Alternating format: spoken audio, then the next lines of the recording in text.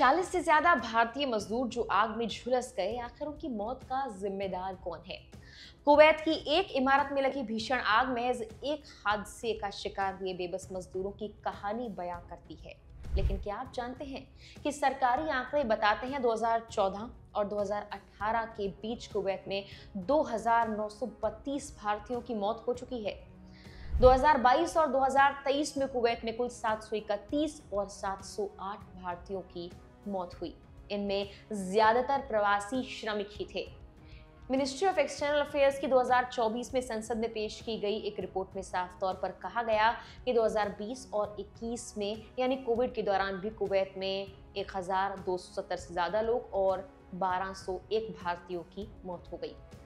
तो ना तो मौतों का ये खेल नया है, ना श्रमिकों की आप बीती। कुवैत में हुआ ये हादसा सालों से चले आ रहे करप्शन, प्रताड़ना और मजदूरों पर हो रहे अत्याचारों की पोल खोलने के लिए काफी है। आखिर प्रवासी मजदूरों के साथ कुवैत में हो क्या रहा है, जानने के लिए वीडियो को आखिर तक जरूर देखें। सबसे पहले सब्सक्राइब बटन को प्रेस कर लें। नमस्कार, मेरा नाम है मेघना सचदेवा, आप मुझे देख रहे हैं लोकमत हिंदी पर। कुवैत में प्रवासी श्रमिकों वाली इमारत में लगी भीषण आग में 40 भारतीयों सहित लगभग 49 लोगों के मारे जाने की खबर सामने आई थी। इसके एक दिन बाद एक कुवैती अखबार ने एक पुराने आग के हादसे का जिक्र किया है। मुबारकिया बाजार में 2022 में ये आग लगी थी, जिसमें 14 लोग घायल हो गए थे और साइट का लगभग 5000 वर्ग मीटर का क्षेत्र भी प्रभावित हुआ था। इस आग के बारे में दोहराने का मकसद था ये बताना कि पहले तो इस तरह की घटनाओं को रोकने के लिए तमाम प्रयास किए गए, अधिकारियों की मीटिंग हुई, लेकिन इस सब के बाद भी हुआ फिर वही, एक और बड़ा और भीषण अग्निकांड। अल जरीदा में छपे लेख में आग लगने के लिए भ्रष्टाचार, लालच, इन सब पर ध्यान खींचा गया है। रिपोर्ट में बताया गया कि कुवैत और मध्य पूर्व के अन्य हिस्सों में प्रवासी मजदूरों की खराब रहने की स्थिति और दुर्दशा के बारे में कई आंकड़े सच्चाई बयां करते हैं। कुवैत में जिस इमारत में आग लगी, वहां भी कुछ अखबारों के मुताबिक श्रमिकों को जानवरों की तरह ठूसा हुआ था, जिसके चलते जब हादसा हुआ तो लोगों को बाहर आने तक का मौका नहीं मिला। कई लोगों की तो दम घुटने से ही मौत हो गई। इस इमारत के मालिक पर भी कई आरोप लगे हैं। कुवैत के अमीर शेख मिशेल अल अहमद अल जाबेर ने अधिकारियों को आदेश दिया कि मामले की जांच कर इसके जिम्मेदार लोगों के खिलाफ कड़ी कार्रवाई की जाए। कुवैत के गृह मंत्री शेख फैद अल यूसुफ ने बिल्डिंग के मालिक को गिरफ्तार करने का आदेश भी दे दिया है। उन्होंने कहा कि दुर्भाग्य से रियल एस्टेट मालिक के लालच की वजह से ऐसी घटनाएं होती हैं। ज्यादा किराए के लालच में बिल्डिंग ओनर्स एक ही कमरे में कई लोगों को रुकवा देते हैं और इमारत की सुरक्षा व्यवस्था नजरअंदाज कर देते हैं, जिसके चलते ये हादसे होते हैं।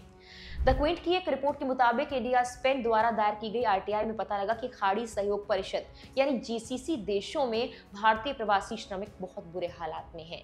वो लोग अलग अलग श्रम और मानव अधिकार उल्लंघनों का सामना कर रहे हैं।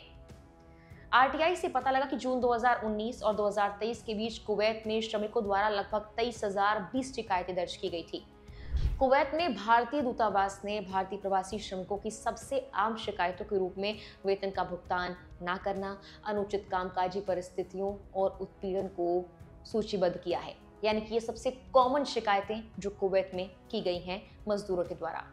गौर करने वाली बात है कि जैसे ही कुवैत त्रासदी की खबर फैली, कई राजनेताओं ने, एक्सपर्ट्स ने सरकार से भारतीय प्रवासी श्रमिकों के लिए काम की अच्छी स्थिति और सुरक्षा सुनिश्चित करने के लिए उत्तरवास अधिनियम 1983 में संशोधन करने का आह्वान किया है। 3 बार के सांसद शशि थरूर ने कहा कि यह घटना भारतीय प्रवासी श्रमिकों को होने वाले भयानक अभावों की याद दिलाती है। जाने माने पत्रकार और फोर्स्ड लेबर इन्वेस्टिगेटर रेजिमोन कटपन ने कहा कि विदेश मंत्रालय को भी श्रमिक मुद्दों को कुछ महत्व देना चाहिए। पॉइंट में उनके हवाले से बताया गया कि आग की घटना एक कर्मचारी आवास में हुई, ना कि किसी श्रमिक शिविर में। लेकिन खबरें कहती हैं कि इमारत में उल्लंघन हुए हैं। भले ही ऐसी त्रासदी किराए की इमारत में हो सकती है, तो श्रमिक शिविरों की स्थिति की कल्पना करें। सबसे बड़ा प्रवासी भेजने और धन प्राप्त करने वाला देश होने के बावजूद भारत 40 साल पुराने उत्तरवास अधिनियम के साथ प्रवासन को नियंत्रित करता है।